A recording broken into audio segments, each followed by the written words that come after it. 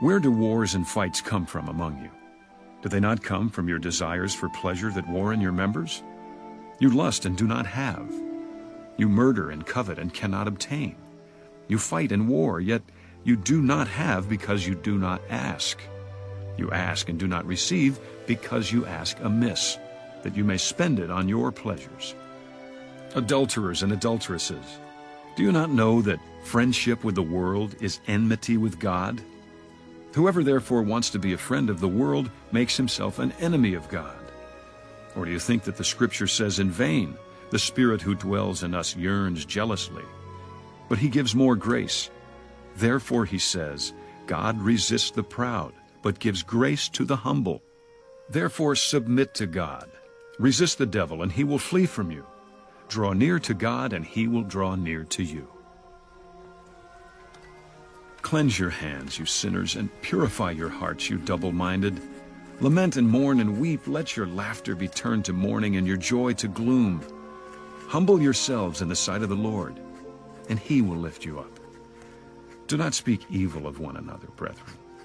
He who speaks evil of a brother and judges his brother speaks evil of the law and judges the law. But if you judge the law, you are not a doer of the law, but a judge. There is one lawgiver who is able to save and to destroy.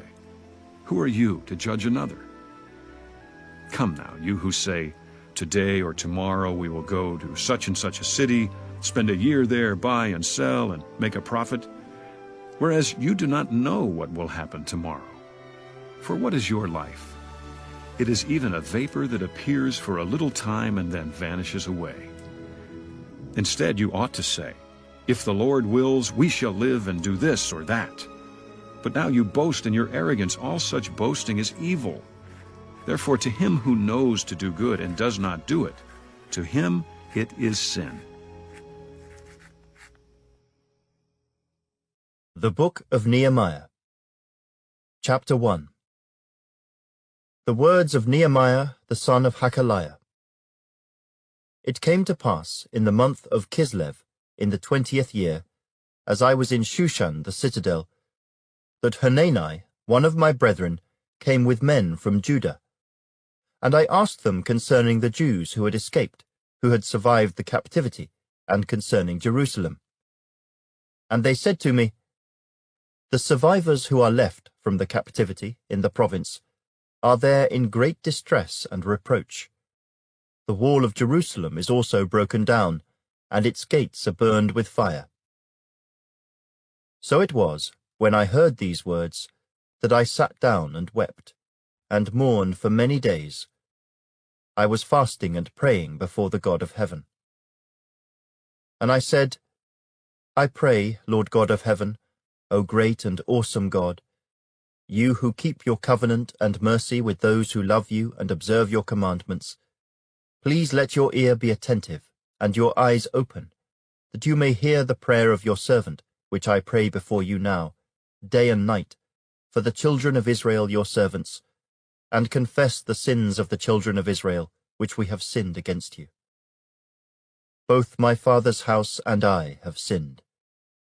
We have acted very corruptly against you, and have not kept the commandments, the statutes, nor the ordinances which you commanded your servant Moses. Remember, I pray, the word that you commanded your servant Moses, saying, if you are unfaithful, I will scatter you among the nations. But if you return to me, and keep my commandments and do them, though some of you were cast out to the farthest part of the heavens, yet I will gather them from there, and bring them to the place which I have chosen, as a dwelling for my name. Now these are your servants and your people, whom you have redeemed by your great power and by your strong hand. O Lord, I pray, please let your ear be attentive to the prayer of your servant, and to the prayer of your servants who desire to fear your name. And let your servant prosper this day, I pray, and grant him mercy in the sight of this man. For I was the king's cupbearer. Chapter 2. And it came to pass, in the month of Nisan, in the 20th year of King Artaxerxes, when wine was before him, that I took the wine and gave it to the king. Now I had never been sad in his presence before. Therefore the king said to me, "Why is your face sad, since you are not sick? This is nothing but sorrow of heart." So I became dreadfully afraid, and said to the king, "May the king live forever. Why should my face not be sad, when the city, the place of my father's tombs, lies waste, and its gates are burned with fire?" Then the king said to me, "What do you request?" So I prayed to the God of heaven.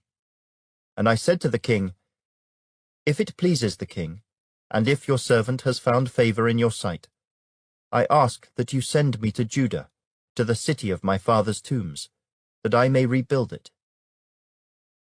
Then the king said to me, the queen also sitting beside him, "How long will your journey be, and when will you return?" So it pleased the king to send me, and I set him a time.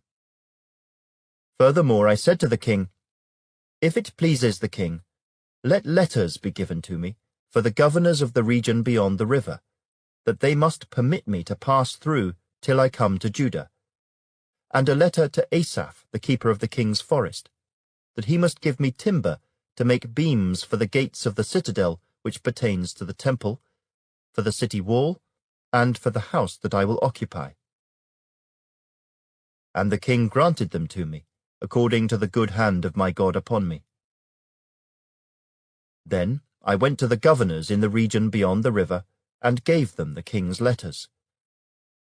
Now the king had sent captains of the army and horsemen with me.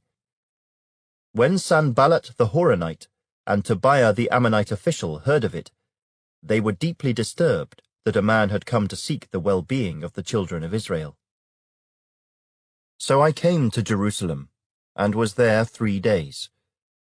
Then I arose in the night, I and a few men with me. I told no one what my God had put in my heart to do at Jerusalem. Nor was there any animal with me, except the one on which I rode.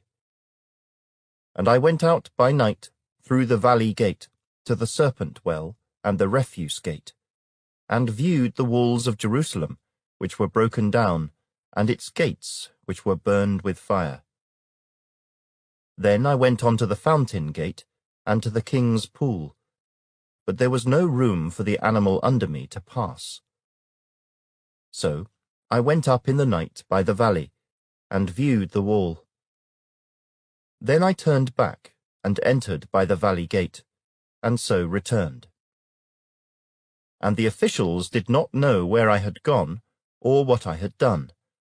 I had not yet told the Jews, the priests, the nobles, the officials, or the others who did the work.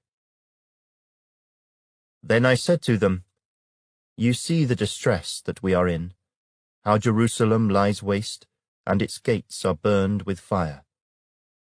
Come and let us build the wall of Jerusalem, that we may no longer be a reproach." And I told them of the hand of my God, which had been good upon me, and also of the king's words that he had spoken to me. So they said, "Let us rise up and build." Then they set their hands to this good work. But when Sanballat the Horonite, Tobiah the Ammonite official, and Geshem the Arab heard of it, they laughed at us and despised us, and said, "What is this thing that you are doing? Will you rebel against the king?" So I answered them, and said to them, "The God of heaven himself will prosper us. Therefore we his servants will arise and build, but you have no heritage or right or memorial in Jerusalem." Chapter 3. Then Eliashib, the high priest, rose up with his brethren the priests, and built the sheep gate. They consecrated it, and hung its doors. They built as far as the Tower of the 100, and consecrated it, then as far as the Tower of Hananel. Next to Eliashib, the men of Jericho built, and next to them, Zaccur the son of Imri, built. Also the sons of Hassenaah built the fish gate. They laid its beams and hung its doors with its bolts and bars. And next to them, Meremoth, the son of Urijah, the son of Koz, made repairs. Next to them, Meshullam, the son of Berechiah, the son of Meshezabel, made repairs. Next to them, Zadok, the son of Baanah, made repairs. Next to them, the Tekoites made repairs. But their nobles did not put their shoulders to the work of their lord. Moreover, Jehoiada, the son of Paseah, and Meshullam, the son of Besadiah, repaired the old gate. They laid its beams and hung its doors with its bolts and bars. And next to them, Melatiah the Gibeonite, Jadon the Meronothite, the men of Gibeon and Mizpah, repaired the residence of the governor of the region beyond the river. Next to him, Uzziel the son of Harhaiah, one of the goldsmiths, made repairs. Also next to him, Hananiah, one of the perfumers, made repairs. And they fortified Jerusalem as far as the broad wall. And next to them, Rephaiah, the son of Hur, leader of half the district of Jerusalem, made repairs. Next to them, Jedaiah, the son of Harumaph, made repairs in front of his house. And next to him, Hattush, the son of Hashabniah, made repairs. Malchijah, the son of Harim, and Hashub, the son of Pahath-Moab, repaired another section, as well as the tower of the ovens. And next to him was Shallum, the son of Halohesh, leader of half the district of Jerusalem. He and his daughters made repairs. Hanan and the inhabitants of Zanoah repaired the valley gate. They built it, hung its doors with its bolts and bars, and repaired 1,000 cubits of the wall as far as the refuse gate. Malchijah, the son of Rechab, leader of the district of Beth-Hakerem, repaired the refuse gate. He built it and hung its doors with its bolts and bars. Shallun, the son of Kolhozeh, leader of the district of Mizpah, repaired the fountain gate. He built it, covered it, hung its doors with its bolts and bars, and repaired the wall of the pool of Shelah by the king's garden, as far as the stairs that go down from the city of David. After him, Nehemiah the son of Azbuk, leader of half the district of Beth-zur, made repairs as far as the place in front of the tombs of David, to the man-made pool, and as far as the house of the mighty. After him, the Levites, under Rehum the son of Bani, made repairs. Next to him, Hashabiah, leader of half the district of Keilah, made repairs for his district. After him, their brethren, under Bavai the son of Henadad, leader of the other half of the district of Keilah, made repairs. And next to him, Ezer the son of Jeshua, the leader of Mizpah, repaired another section in front of the ascent to the armory at the buttress. After him, Baruch the son of Zabbai carefully repaired the other section, from the buttress to the door of the house of Eliashib the high priest. After him, Meremoth the son of Urijah the son of Koz repaired another section, from the door of the house of Eliashib to the end of the house of Eliashib. And after him, the priests, the men of the plain, made repairs. After him, Benjamin and Hashab made repairs opposite their house. After them, Azariah the son of Maaseiah the son of Ananiah made repairs by his house. After him, Binnui the son of Henadad repaired another section, from the house of Azariah to the buttress, even as far as the corner. Palal the son of Uzai made repairs opposite the buttress, and on the tower which projects from the king's upper house that was by the court of the prison. After him, Pedaiah the son of Parosh made repairs. Moreover, the Nethinim who dwelt in Ophel made repairs as far as the place in front of the water gate, toward the east and on the projecting tower. After them, the Tekoites, repaired another section, next to the great projecting tower, and as far as the wall of Ophel. Beyond the horse gate, the priests made repairs, each in front of his own house. After them, Zadok the son of Immer made repairs in front of his own house. After him, Shemaiah the son of Shechaniah, the keeper of the east gate, made repairs. After him, Hananiah the son of Shelemiah and Hanan, the sixth son of Zalaph, repaired another section. After him, Meshullam the son of Berechiah made repairs in front of his dwelling. After him, Malchijah, one of the goldsmiths, made repairs as far as the house of the Nethinim and of the merchants, in front of the Mifkad gate, and as far as the upper room at the corner. And between the upper room at the corner, as far as the sheep gate, the goldsmiths and the merchants made repairs.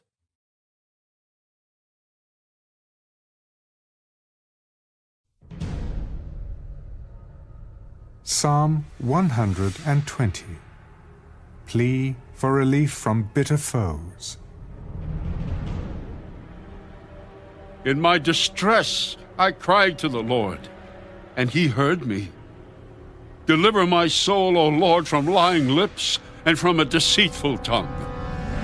What shall be given to you, or what shall be done to you, you false tongue? Sharp arrows of the warrior with coals of the broom tree. Woe is me that I dwell in Meshech, that I dwell among the tents of Kedar. My soul has dwelt too long with one who hates peace. I am for peace, but when I speak, they are for war.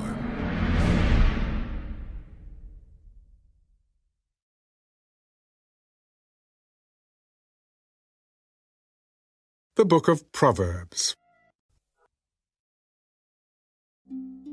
These also are Proverbs of Solomon, which the men of Hezekiah, king of Judah, copied. It is the glory of God to conceal a matter, but the glory of kings is to search out a matter. As the heavens for height and the earth for depth, so the heart of kings is unsearchable. Take away the dross from silver, and it will go to the silversmith for jewelry. Take away the wicked from before the king, and his throne will be established in righteousness. Do not exalt yourself in the presence of the king, and do not stand in the place of the great. For it is better that he say to you, "Come up here," than that you should be put lower in the presence of the prince, whom your eyes have seen. Do not go hastily to court, for what will you do in the end when your neighbor has put you to shame? Debate your case with your neighbor, and do not disclose the secret to another, lest he who hears it expose your shame, and your reputation be ruined. A word fitly spoken is like apples of gold in settings of silver. Like an earring of gold and an ornament of fine gold is a wise rebuker to an obedient ear. Like the cold of snow in time of harvest is a faithful messenger to those who send him, for he refreshes the soul of his masters. Whoever falsely boasts of giving is like clouds and wind without rain. By long forbearance, a ruler is persuaded, and a gentle tongue breaks a bone. Have you found honey? Eat only as much as you need, lest you be filled with it and vomit. Seldom set foot in your neighbor's house, lest he become weary of you and hate you. A man who bears false witness against his neighbor is like a club, a sword, and a sharp arrow. Confidence in an unfaithful man in time of trouble is like a bad tooth and a foot out of joint. Like one who takes away a garment in cold weather, and like vinegar on soda is one who sings songs to a heavy heart. If your enemy is hungry, give him bread to eat. And if he is thirsty, give him water to drink. For so you will heap coals of fire on his head, and the Lord will reward you. The north wind brings forth rain, and a backbiting tongue, an angry countenance. It is better to dwell in a corner of a housetop than in a house shared with a contentious woman. As cold water to a weary soul, so is good news from a far country. A righteous man who falters before the wicked is like a murky spring and a polluted well. It is not good to eat much honey, so to seek one's own glory is not glory. Whoever has no rule over his own spirit is like a city broken down without walls.